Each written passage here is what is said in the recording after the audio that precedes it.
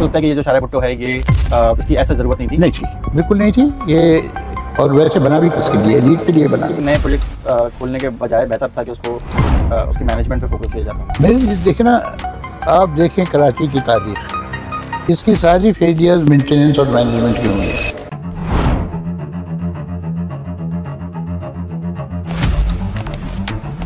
तो आपको लगता है झूठ के साथ जो है वो शहर बेहतरी की तरफ जा सकता है? सच नहीं बोल सकते, सनम रूट जाएगा। सनम कौन है उनका? World bank, Asian development bank, IMF, ये सनम है।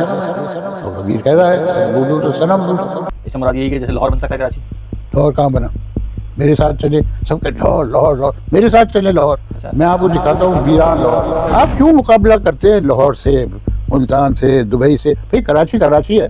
का कल्चर की अगर हम बात करें, यहाँ पे डाइवर्सिटी जिस पहले भी बहुत ज़्यादा डाइवर्सिटी रही है, अभी भी बहरहाल डाइवर्सिटी है। यहाँ पे डिफरेंट एथनिसिटी के लोग मौजूद हैं, डिफरेंट मज़ाहिब के लोग मौजूद हैं। जोर से लगा उल्लू का लगाऊंगा तेरे एक तक। ये था आपका कराची, इस्लाम का सहारा लेके खत्म हो गया। आपको लगता है कि ये जो शारा भुट्टो है ये इसकी ऐसा ज़रूरत नहीं थी? नहीं थी, बिल्कुल नहीं थी ये। और वैसे बना भी किसके लिए, एलीट के लिए बना। गाड़ी दौड़ा ले आप इस पे, मोटरसाइकिल तो बेचारा अलाउ ही नहीं है। जा नहीं सकता, रिक्शा नहीं जा सकता, तो क्या है, किसके लिए बना?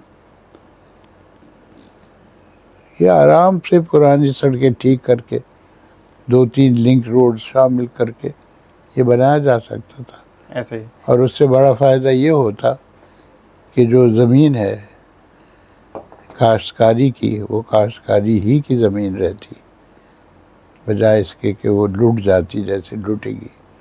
कुछ तो लूट गई और कुछ अभी मज़ीद लूटनी बाकी है। अच्छा, ये शारा भुट्टो से मुझे एक सवाल ध्यान में आया कि हमारी गवर्नमेंट जो है वो पब्लिक प्राइवेट जो पार्टनरशिप होती है उसके ऊपर बहुत रिलाई करती है। मतलब वो हर उस प्रोजेक्ट पे जाती है जहाँ पे उनका इस तरीके से कोई पब्लिक प्राइवेट पार्टनरशिप में वो इंगेज हो सकें। और आप जैसे आपने बताया कि ऑलरेडी जो एग्जिस्टिंग रोड्स हैं उसी की अगर मेंटेनेंस कर लेते तो इशू रिजॉल्व हो सकता था। लेकिन गवर्नमेंट की जो तवज्जो होती है वो इस तरफ कम होती है और नई पार्टनरशिप की तरफ ज़्यादा होती है जहाँ से वो रेवेन्यू जनरेट कर सकते हो। तो जैसे कि शारा भुट्टो आप देखें डेली की बेसिस पे वो अरबों रुपए का जो है रेवेन्यू जनरेट करके दे रही है। तो ये तरजीहात का भी इस पर आप क्या कहते हैं? देखिए, पब्लिक प्राइवेट पार्टनरशिप ये तो वहाँ कामयाब होती है जहाँ पब्लिक कंट्रोल करती है और प्राइवेट जो है वो चंद उसूलों की बुनियाद पे रिश्ता कायम करती है। यहाँ तो उलट है, प्राइवेट कंट्रोल करती है आपकी पब्लिक को, तो वैसे ही फौत हो गई वजह। ऐसे ही। अच्छा, हमने अभी जिक्र किया शारा भुट्टो का। एक और बड़ा आजकल हर ज़बान ज़द आम है इशू कराची के ट्रांसपोर्टेशन का, ख़ास तौर पे ये जो यूनिवर्सिटी रोड जो हमारा बन रहा है पिछले 4-5 सालों से। तो इस वाले पूरे मंसूबे को आप क्या देखते हैं कि अभी रिसेंटली जो है वो FWO के हवाले किया गया। उससे पहले जिस कॉन्ट्रैक्टर के पास था उसने बोला मुझ तक तो आज तक इसका कंप्लीट प्लान ही नहीं पहुंचा। पहले बोला आप ये कर दें, फिर दूसरे बाद में बोला ये कर दें। तो इस ओवरऑल डिस्प्यूट को आप किस तरीके से देखते हैं कि ये लाइक गवर्नमेंट इसको किस तरीके से मैनेज कर रही है? मुझे तफसील तो नहीं पता कि किस तरह से मैनेज कर रही है, और मुनासिब नहीं होगा कि मैं उस पर कोई अपनी राय दूं जबकि राय मेरी ना, जबकि फैक्ट्स मुकम्मल नहीं है मेरे सामने। मुझे ये पता है कि इसकी कीमत जो बढ़ी है वो इस बात से बढ़ी है कि डॉलर की कीमत जो है वो बढ़ी है, बढ़ती है। और ये एशियन डेवलपमेंट बैंक के पैसे से चल रहा था और बैठ गया। एक वजह तो ये है। इस प्रोजेक्ट के मैं बोर्ड पे बैठा हूँ और इसके ख़िलाफ़ लिखा है, क्योंकि मेरी राय हमेशा से ये है कि ये BRT के बजाय, अगर इसके बजाय अगर आप सिर्फ बसों का प्रोजेक्ट बनाते, बजाय ये 6 लाइनें बनाने के, इसी कीमत में आप कोई 6-7 हज़ार बसें खरीद सकते थे। आप बसें खरीदते, सब एक सी होती, एक स्कूल बनाते कंडक्टर्स के लिए, मैनेजर्स के लिए, ड्राइवर्स के लिए, आप एक कंपनी के साथ माहिदा करते, किसी मैकेनिकल कंपनी के मेंटेनेंस के लिए माहिदा करते, आपका जो सिस्टम होता उसमें फ्लेक्सिबिलिटी होती, बसें जोड़नी होती आप बसें जोड़ देते, रूट जोड़नी होती रूट जोड़ देते। तो असल में तो ये फ़ायदेमंद होता, मगर नहीं किया उन्होंने, उनकी मर्ज़ी है, बादशाह है वो। तो फ़ायदा तो फिर भी हुआ है लोगों को। जो आपकी रेड बस है, पिंक बस है, स्टूडेंट से मैं बात करता हूँ, वो खुश हैं इससे, जो इस रूट पे है, फ़ायदा हुआ है। मगर मुझे परेशानी ये है कि इसकी मेंटेनेंस और मैनेजमेंट का क्या होगा। अगर मेंटेनेंस और मैनेजमेंट नहीं हुई और ये जो मैंने बताया स्कूल फॉर ड्राइवर्स वगैरह वगैरह नहीं खुले, तो ये तो सिस्टम बैठ जाएगा, जैसे कराची रीजनल ट्रांसपोर्ट बैठ गया था। ऐसा ही है। अच्छा सिस्टम था। क्यों बैठा? इस वजह से बैठा क्योंकि मेंटेनेंस और मैनेजमेंट नहीं हुई सही तरह से। तो नए प्रोजेक्ट्स खोलने के बजाय बेहतर था कि उसको उसकी मैनेजमेंट पे फोकस किया जाता। मेरे देखें ना, आप देखें कराची की तारीख, इसकी सारी फेलियर्स मेंटेनेंस और मैनेजमेंट की हुई हैं। आप बजट देखें, प्रोजेक्ट का 5% भी नहीं देते आप मैनेजमेंट के लिए। 12% के लगभग वर्ल्ड बैंक के प्रोजेक्ट्स में होता है कैपेसिटी बिल्डिंग। इतनी कैपेसिटी बड़ी बिल्ड हुई है हमारी, इतनी हुई है, नतीजा ज़ीरो। क्यों? क्योंकि कैपेसिटी बिल्डिंग का क्या मैंने वर्कशॉप करा दो मैरियट होटल में, कैपेसिटी बिल्डिंग हो गई। एक प्रोजेक्ट देखने को भेज दो मेयर को कहीं किसी मुल्क, लातीनी अमेरिका या south east Asia, capacity building हो गई। तो इस तरह से तो मेंटेनेंस और मैनेजमेंट नहीं हुआ करती। ऐसा ही है, ऐसा ही है। अभी हम डिस्कशन भी कर रहे थे कि हमारे ऑफिस के बिल्कुल सामने ही मेन यूनिवर्सिटी रोड पे हमारा ऑफिस है और यूजुअली हम वहीं से गुजरना होता है हमारा। तो हम ये डिस्कस कर रहे थे कि जिस तरीके से उसका स्ट्रक्चर बनाया गया है, इतना कंक्रीट उसमें यूज़ किया गया है। ऑब्वियसली आप शायद उसको डिटेल आपको ना पता हो, तो मैं इसलिए आपको बता रहा हूँ कि यूजुअली जो हमारे दोस्त हैं वो बाहर से आए ऑस्ट्रेलिया से, उन्होंने बताया कि यूजुअली दुनिया भर में ये होता है कि आप जो है वो उसकी लेन्स बना देते हैं बसों की ना। आपको इतना बड़ा कोई स्ट्रक्चर या आपको इतना बड़ा कंक्रीट बनाने की ज़रूरत नहीं है कि आपने जो है वो बसों को ऊपर चलाना है, नॉर्मल बसेस नीचे चलेंगी और उसका इतना क्या नॉर्मल टाइमिंग्स होते हैं, उस नॉर्मल टाइमिंग जब बसें चलती हैं तो वहाँ पे लेन्स बन जाती हैं। अदरवाइज़ ये होता है कि उस लेन्स में जो है बाइक्स वगैरह भी जा रही होती हैं, या यूजुअली ज़्यादातर चालान कर दिया जाता है कि अगर बाइक्स वगैरह। हमारी तजवीज़ यही थी, हमारी तजवीज़ यही थी। कोई ज़रूरत नहीं थी BRT की। जैसे मैंने बताया आपको, बसें काफ़ी थी, वैसे काफ़ी थी। ऐसा ही है। मगर फिर कर्जा नहीं बनता ना भाई, कर्जा भी तो देना है आपको। कर्जा बहुत ज़रूरी है, उसके बगैर निज़ाम कैसे चलेगा अमीर मुल्कों का। आपने कभी ये सुना है कि अमीर मुल्क गरीब मुल्क आता है पैसा कमाने? अच्छा। हमारे यहाँ तो यही है ना, अमीर मुल्क हम जैसे गरीब मुल्क में आता है पैसा कमाने। ये है हकीकत, इसको तब्दील करना है आपको। और ये आवाम की मर्ज़ी, उसकी इन्वॉल्वमेंट और उसकी अवेयरनेस बगैर ये नहीं होगा। बल्दियाती जो है वो अगर निज़ाम आ जाएगा तो उससे जो है चीज़ें बेहतर हो जाएंगी। लेकिन अभी हमने बल्दियाती निज़ाम आके भी देख लिया, और उस तरीके से जो जो डिसीजन मेकिंग होती है, वो जो ऑन ग्राउंड होती है या ग्रास रूट पे जो डिसीजन मेकिंग होती है, आज भी उस तरीके से डिसीजन मेकिंग नहीं है। जो आवाम है वो वैसे ही परेशान है। आज भाई ख्वाहिशात वही है आपके हुक्मरानों की, हुक्मरान वही है। क्या कहता है कबीर, सच बोलूं तो सनम रूठे, झूठ बोलूं तो राम। झूठ बोलो तो राम, कबीर बेचारा क्या करे, दोनों कठिन है काम। आपके हुक्मरान इस पे फंसे हुए हैं, वो सच नहीं बोल सकते, सनम रूठ जाएगा। सनम कौन है उनका? World bank, Asian development bank, IMF, ये सनम है। वो कबीर कह रहा है सच बोलो तो सनम रूठे। तो अब झूठ बोलना ज़रूरी है। तो आपको लगता है इस झूठ के साथ जो है वो शहर बेहतरी की तरफ जा सकता है? नहीं जाएगा। प्रोजेक्ट अच्छे बन सकते हैं मगर शहर बेहतरी की तरफ नहीं जाएगा। इससे मुराद यही कि जैसे लाहौर बन सकता है कराची? लाहौर कहाँ बना? मेरे साथ चले, सबके लाहौर लाहौर लाहौर, मेरे साथ चले लाहौर। अच्छा। मैं आपको दिखाता हूँ वीरान लाहौर, गटर के पानी से भरा हुआ लाहौर, गरीबों की बस्तियाँ। ये 10 सड़कें बनाने से और कैनाल ड्राइंग की सड़क बनाने से लाहौर तो ठीक नहीं होता। अच्छा। नहीं, हम देखते हैं लाहौर के अलावा अब तो मुल्तान जाते हैं तो मुल्तान इतना डेवलप है कराची। मुल्तान बेहतर है लाहौर से। अच्छा। ओवरऑल एटलीस्ट उनका इंफ्रास्ट्रक्चर। आप क्यों मुकाबला करते हैं लाहौर से, मुल्तान से, दुबई से? भाई कराची कराची है, आपको क्या पड़ी है? चले हम मुकाबला कर लेते हैं आज के कराची का पुराने कराची से। हाँ, तो आपने तो पुराना कराची भी देखा हुआ, कुछ उस हवाले से मुझे बताएं कि पहला कराची कैसे होता था और आज का कराची। छोटा था।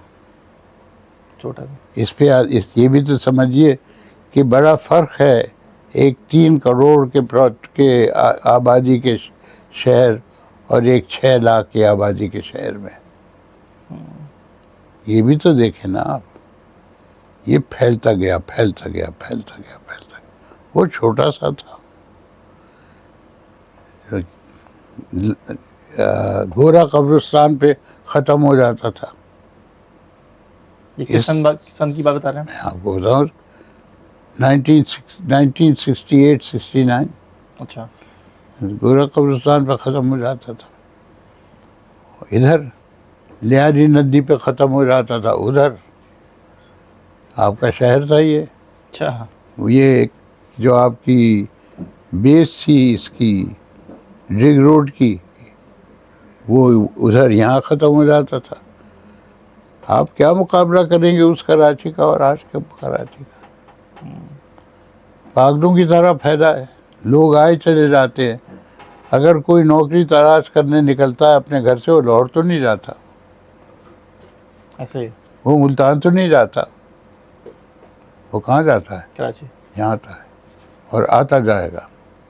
कैसर साहब से सवाल किया था, उन्होंने पुरानी अपनी याददाश्तें बताई थी 80s के ज़माने की, जब कराची जो है वो सदर जो है वो वहाँ पे डिफरेंट जो है वो मज़ाहिब के लोग रहा करते थे। उनकी क्लास में जो है मिसाल के तौर पे मुख्तलिफ क्रिश्चियंस जो है वो पॉपुलेशन ज़्यादा होती थी, मुस्लिम पॉपुलेशन कम होती थी, या वो बहुत जो है वो इजीली ख़वातीन मर्द जो है वो बसों में बैठ के ट्रैवल कर लिया करते थे, कोई स्नैचिंग नहीं होती थी, लॉ एंड ऑर्डर की सिचुएशन ऐसी नहीं थी। भाई मैंने बताया छोटा सा शहर था, 10 पुलिस वाले पूरा शहर की मैनेजमेंट कर सकते थे, इतना छोटा था। अब ये 3 करोड़ का शहर है। थोड़ा सा सोचिए, अगर आप रिसर्च करना चाहते हैं तो आप इस तरह से देखें। 1, हाउ मेनी पुलिसमैन पर 1000? आप ये देखिए, हाउ मेनी डॉक्टर्स पर 1000? हाउ मेनी हॉस्पिटल बेड्स पर 1000? हाउ मेनी बस सीट्स पर 1000? इस तरह से करें ना, ऐसे ही है, नारे ना लगाएं तो बेहतर है। ऐसे ही ऐसे ही कि लाहौर ऐसा है, मुल्तान ऐसा है, नहीं लगा लें हिसाब बैठ के। कराची फिर भी आ गया। ये दूसरी बात है कि इसका पानी जो है अनट्रीटेड समंदर में जाता है, सही है ये। इसका गटर का निज़ाम नाक़िस है, सही है ये। इसका पानी का निज़ाम नाक़िस है क्योंकि पानी नहीं है। ये सारी कमज़ोरियाँ इसके हुक्मरानों की वजह से है, कराची की वजह से नहीं है। ऐसे ही ऐसे ही ऐसे ही ऐसे ही हम अभी भी देखते हैं, अभी कंपैरिजन हो रहा था, अभी गिलगित बल्तिस्तान में इलेक्शन कैंपेन चल रही थी, तो वहाँ पे किसी PMLN के जो है वो बंदे ने जो है वो कमेंट पास किया कराची के हवाले से और दीगर उसके हवाले से, तो जवाब में यही कहा गया भाई कराची तो सबको पालता है, और लेकिन असल ये ट्रेड्स या ये खूबियाँ तो कराची की है ना इटसेल्फ, वो अपने गवर्नेंस को तो जस्टिफाई नहीं कर सकती कि नहीं, जो बैड मगर गवर्नेंस से भी तो पलते हैं, वरना कैसे पलेंगे। देखिए, कराची में साइट है, कराची में फैक्ट्रियां हैं, हर किस्म की फैक्ट्री है, फॉर्मल भी हैं, इनफॉर्मल भी हैं। ऐसा ही है। इस वास्ते इंडस्ट्रियलाइजेशन की वजह से कराची में जॉब्स हैं। तो ये कराची की खूबी तो नहीं है, ये तो उनकी खूबी है जिन्होंने इसमें इन्वेस्ट किया है। हम ये कह सकते हैं कि जिन्होंने इन्वेस्ट किया है उन्होंने लूटा भी है, लूटा है। मगर ये जो इदारे हैं, export promotion zone, steel mill वगैरह वगैरह, इन्होंने जॉब्स तो प्रोवाइड की ना। ऐसा ही है। मेरे ख्याल में इस पे थोड़ा सा काम करने की ज़रूरत है। कराची को समझाने की ज़रूरत है लोगों को कि ये है कराची। जैसे मैंने बताया ना, पुलिसमैन पर 1000, जजेस पर 1000, कुछ तरह इस किस्म का ठोस हिसाब तो आया आपके सामने। अब भूल जाएं, क्यों करें हम कंपेयर कराची को लाहौर से या मुल्तान से। कराची कराची है, लाहौर तो नहीं है। देखिए राठी साहब, ये भी तो गवर्नमेंट के काम है ना, ये भाई कुछ भी हो, आप जब तक उसको ओन नहीं करेंगे, कराची कराची है, मुल्तान नहीं है। ऐसा ही है।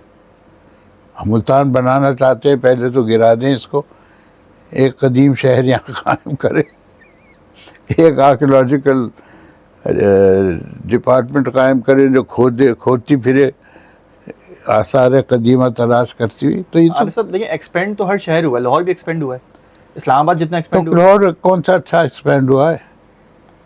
आप जाते ही नहीं हैं लाहौर। आप लाहौर में अच्छी अच्छी सड़कों पे घूम के कैनाल बैंक की सैर करके वापस आ जाते हैं। मेजर सिटी को तो वही रिप्रेजेंट कर रहा है अभी। कौन? जो मेजर जो सिटी है वो तो आप, ठीक है, आपकी मर्जी है, मैं इस पे बहस नहीं करना, ना कॉन्ट्रडिक्ट करूँगा आपको। वो आपका तस्वुर है, आपकी सोच है, ठीक है, ओके। लेकिन तो हमारे लिए तो कराची कराची, हमें नहीं दिलचस्पी लाहौर से, यानी मुझे ज़ाती तौर पर कोई दिलचस्पी नहीं, मुल्तान से कोई दिलचस्पी नहीं। कराची के हवाले से मेरे लिए कराची कराची है। कराची का कल्चर की अगर हम बात करें, यहाँ पे डाइवर्सिटी पहले भी बहुत ज़्यादा डाइवर्सिटी रही है, अभी भी बहरहाल डाइवर्सिटी है। यहाँ पे डिफरेंट एथनिसिटी के लोग मौजूद हैं, डिफरेंट मज़ाहिब के लोग मौजूद हैं। तो ये कराची क्या शुरू से, जैसे हम फूड की बात करते हैं अक्सर, ये जो है वो पोर्ट सिटी है हमारा, लेकिन जो फूड है वो हम यहाँ पे जैसे मछली है, झींगे हैं, दीगर चीज़ें उस तरीके से नहीं यहाँ पे खाई जाती। तो उसकी देखिए, डाइवर्सिटी की जिक्र किया आपने। कराची में 18 ज़बानें बोली जाती हैं और तकरीबन हर एक ज़बान का अपना पड़ा है, अपना इलाका है। ये कहीं भी पाकिस्तान में नहीं है, ये सिर्फ इस शहर में है। अच्छा, रही बात डाइवर्सिटी की, तो डाइवर्सिटी थी, अब भी है। आपने साथ दिया, ये जो महाजरीन आए थे बहुत बुरे थे, साथ दिया उन्होंने अल्ताफ़ हुसैन का, और इन्होंने उस डाइवर्सिटी की ऐसी तैसी कर दी। ये तो पॉलिटिकली ख़त्म की गई है, कोई लोगों ने खुशी खुशी थोड़ी की है। ऐसे ही डाइवर्सिटी थी। अब ये जो चीज़ें हैं ना कि बस में बैठ जाते थे और लड़की यहाँ से, ये ऑब्सेशन है। एक मैं इनको कहता हूँ एंग्लो मोहम्मदन, समझते हैं आप टर्म? नहीं। देख लीजिएगा। मुझे जो कराची याद है और जो ये सूबा याद है, ये बहुत जालिमाना सूबा था। अच्छा। गरीब आदमी की कोई अहमियत नहीं थी, उसे गंद की तरह ट्रीट किया जाता था। आप खड़े हैं, आपकी गाड़ी खराब हो गई है, धक्के की ज़रूरत है आपकी, इधर आ यार छोकरे, यहाँ हाँ धक्का लगा, जोर से लगा, उल्लू के फट्टे लगाऊंगा तेरे एक तक। अच्छा। ये था आपका कराची। अगर ये आपको तस्लीम है तो बहुत अच्छा, ये मैंने देखा है। अच्छा, साथ के साथ आप कहेंगे नाइट क्लब होते थे, आप कहेंगे डिस्कोथेक होते थे। बार होते थे, ये हैं, ये बंद किए गए। आपकी इस्लामी एक्सक्यूज़ लेके बंद किए गए, ठीक है, मैं उससे झगड़ा नहीं करता, किया बंद किया है, कोई मेरा इससे इख्तिलाफ नहीं है। मगर ये सारी वो चीज़ें हैं जिन्होंने डाइवर्सिटी को ख़त्म किया। इस्लाम ने किया है डाइवर्सिटी को ख़त्म, हुक्मरानों ने नहीं किया, इस्लाम ने किया है। इस्लाम का सहारा लेके ख़त्म हुई है डाइवर्सिटी। आप पाबंदी लगा दें कि जनाब स्कर्ट नहीं पहन सकते आप, लग गई पाबंदी। एसिड फेंक दें उस लड़की पे जैसे फेंका गया था, उसके बाद स्कर्ट गायब हो गए। और स्कर्ट कोई ऐसी शानदार चीज़ तो है नहीं जिसके लिए एसिड फेंका जाए, फेंका गया। तो ये सारी चीज़ें जो थी, इन्होंने डाइवर्सिटी ख़त्म की, यानी डाइवर्सिटी का एक्सप्रेशन ख़त्म किया। डाइवर्सिटी ख़त्म नहीं हुई, उसका एक्सप्रेशन ख़त्म। हम कुछ पॉजिटिव चीज़ों की बात करें और पहले के कराची का जो माजी रहा है उससे कंपैरिजन करें, क्या चीज़ आपको, जैसा आपने एक चीज़ का तो जिक्र किया कि पहले कराची के लोगों का मिजाज ऐसा हुआ करता था। अगर मैं तो नहीं कहा मिजाज ऐसा होता, मैं तो नहीं कहा, आप कह रहे हैं, मेरे मुंह में मुस्तकिल अल्फाज डाले जाते हैं। मैंने तो नहीं कहा भाई, क्यों जुल्म कर रहे हैं आप मेरे पे? नहीं, आपने अभी वाक्य निकल गया था ना, उसके हवाले से मैं क्या निकल गया था कि वो आप जो गाड़ी को धक्का लगाते थे तो पहले अगर आप हाँ वो जी, जी, हाँ जी, वो उसी था, की बात कर रहा हूँ। वो माशरा था आपका। जी, वो आपका फ्यूडल माशरा यहाँ बैठा हुआ था। नहीं, मैं इस और हुक्मरान कौन थे आपके उस ज़माने में? आपके हुक्मरान या तो हिंदुस्तान से आए हुए महाजरीन थे, या फिर यहाँ जो आपके ये मिशन स्कूल्स है वहाँ के पढ़े हुए लोग थे। तो वो भी तो तब्दील हुआ, वो भी तो देखे ना, तालीम के इदारे तब्दील हुए, तालीम तब्दील हुई।